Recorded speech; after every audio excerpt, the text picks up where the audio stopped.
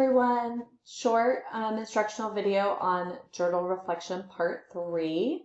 So again, remember all responses should be well thought out. Multi-sentence responses, minimal effort will receive a minimal grade.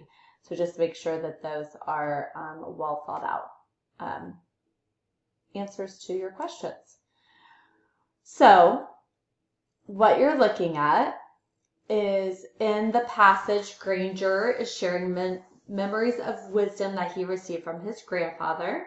Granger is addressing Montauk's reaction to Mildred's possible death in the bombings. Answer the questions below in response to the passage.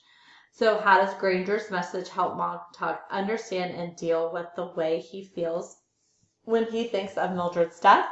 And then the second question is, Granger in his own strange way is trying to tell Montauk that even though he left Millie behind, she is still with him because she impacted his life and he impacted hers.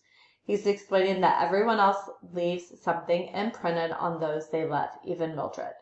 Granted, the impact that in Millie's case wasn't necessarily positive or pleasant, but the time they spent together will always be there. Are you the type of person that would leave a positive or negative impact? And then explain.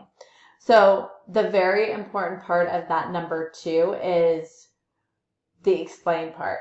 So I don't just want you to say, I would leave a positive impact. You have to tell me why in a very nice paragraph, right? So tell me why you would leave that positive impact. Or for some reason, if you don't think you would leave a positive impact, then tell me why you think you would leave a negative impact. Okay? So pretty simple assignment, but just make sure it's really important that you are giving us that full amount of reflection that we need. Okay? So don't minimize it. If you have questions, please let me know.